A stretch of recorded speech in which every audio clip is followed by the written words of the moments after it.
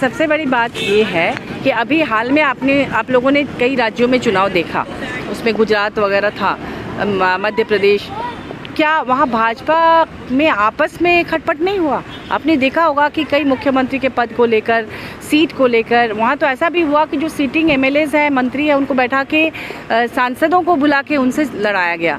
तो वहाँ तो आपस में भी उनकी खटपट होती रही, लेकिन फिर उन्होंने एकजुट होकर लड़ाई की, चुनाव लड़ा। तो ये तो कोई भी पॉलिटिकल पार्टी है, अगर एक पार्टी के अंदर इस तरह से होता है तो इतनी सारी पार्टियां मिलकर जब चुनाव लड़ेंगी तो आपस में इस तरह से बातचीत खटपट हो सकती है। ये कोई बड़ी बात नहीं है और ये एक स्टेट लेवल पर है, सीट शेयरिंग को लेकर हो ही सकता है। लेकिन मैं गठबंधन के सेंट्रल मीटिंग में अभी शामिल हुई थी यहाँ पर हमारे जेएमएम की तरफ से, तो वहाँ पे मैंने देखा कि तमाम वरिष्ठ नेताओं ने एक ही बात कही कि जहाँ जिस स्टेट में जो पार्टी ज़्यादा मजबूत है उनका सहयोग बाकी पार्टियाँ करेंगी और जीत का भरोसा दिलाने वाले पार्टी और कैंडिडेट को ही सीट दी जाएगी।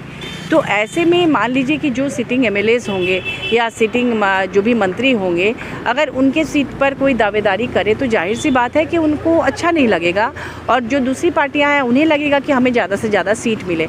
ये तो एक स्टेट लेवल की बात है, उसमें उन्होंने क्या कहा नहीं कहा उसे उतनी गंभीरता से नहीं लेना चाहिए।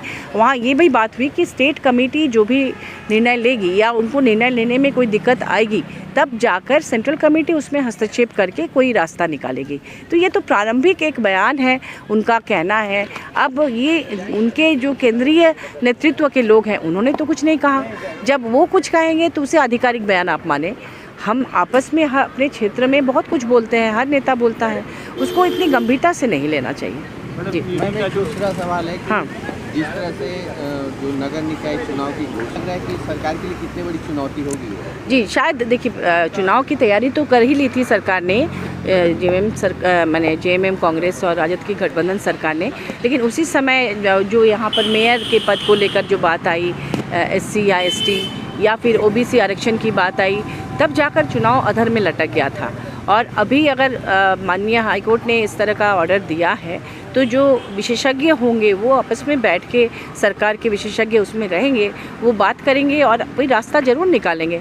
हमें भी लगता है कि जल्द से जल्द चुनाव हो जाना चाहिए ताकि जो सीट्स खाली हुए हैं उनमें काम आसानी से हो सके। एक अन्य सवाल है कि नीति पत्र लिखकर गांडे में चुनाव नहीं कराने का बात क्या है, तो उसे आप कैसे देखते हैं? देखिए, सबसे बड़ी बात कि ये निर्णय लेने के लिए जितने भी सरकारी एजेंसीज़ हैं वो बैठी हुई हैं, चुनाव आयोग खुद है सक्षम, और जब कोई कदम उठाया जाएगा उसके बाद उस पर विचार किया जाएगा। अभी तो ऐसा कुछ हुआ ही नहीं। अभी परसों ही देखा आपने कि माननीय मुख्यमंत्री हेमंत सोरेन जी ने तमाम विधायकों और मंत्रियों के साथ बैठक की, मैं भी उस बैठक में थी पार्टी के रूप में। तो मैंने देखा कि माननीय मुख्यमंत्री जी ने साफ कह दिया कि सरकार को कोई आँच नहीं आने वाली है, न ही कोई मुख्यमंत्री बदला जा रहा है, और सभी ने एकमत होकर कहा कि आप हमारे नेता थे, हैं और आगे भी रहेंगे। तो जब मुख्यमंत्री के बदलने की कोई बात ही नहीं है तो फिर चुनाव कराने की, मुख्यमंत्री के पद के लिए जो अभी अटकलें जो लगाई जा रही है, कयास लगाए जा रहे हैं भाजपा के कई नेताओं द्वारा, और उस पर बात करने की कोई बात ही नहीं है। और जहाँ तक कांडे के चुनाव की बात है, उपचुनाव की बात है, तो उसका निर्णय लेने के लिए कोई सांसद या विधायक अधिकृत नहीं है। मैं भी एक सांसद हूँ, मैं भी अगर कुछ लिख दूँ अपने ट्विटर में तो उसको कौन देखेगा, कौन सुनेगा, उसका क्या महत्व है? अगर मैं अपने ट्विटर में लिख दूँ कि गांडे में चुनाव होना है तो क्या उसका कोई वैल्यू है? तो इसका इन सब बातों को कोई फ़र्क नहीं पड़ता। बस लोग एक उसको लेकर बातचीत शुरू करते हैं और उसको लेकर एक माहौल बनाने का मौका मिल जाता है, बस यही है। बाकी मुझे नहीं लगता कि इसका कोई विशेष असर पड़ेगा।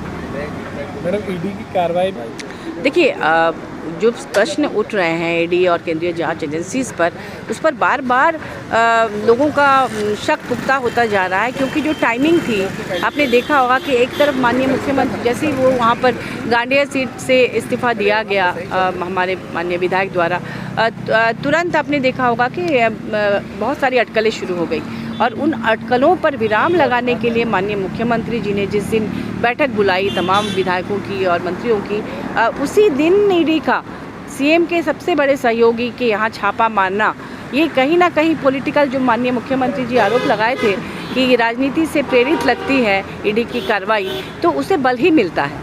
क्योंकि अगर उसके पहले छापा पड़ता या उसके बाद में छापा पड़ता तो समझ में आता था।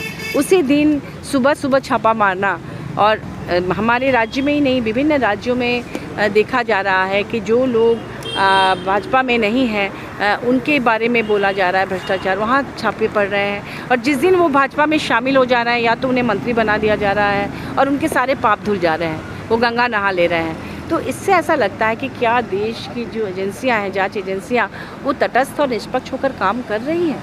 ये सवाल है लोगों के मन में। एक अंतिम सवाल है कि जिस तरह से राजधानी, देखिए ये तो अच्छा नहीं हो रहा है, इसमें पुलिस प्रशासन को बहुत सख्त होना पड़ेगा और ये अपराधियों का मनोबल दिन ब दिन बढ़ता जा रहा है। और माननीय मुख्यमंत्री जी भी इस पर गंभीर है, वो लगातार इसके लिए डीजीपी से बात करते हैं। और अभी जो घटना हुई बहुत ही निंदनीय है, प्रशासन को बहुत सख्त होना पड़ेगा ताकि इस तरह की घटनाओं की पुनरावृत्ति ना हो और लोग निडर होकर यहाँ अपना व्यवसाय कर सके और काम कर सके।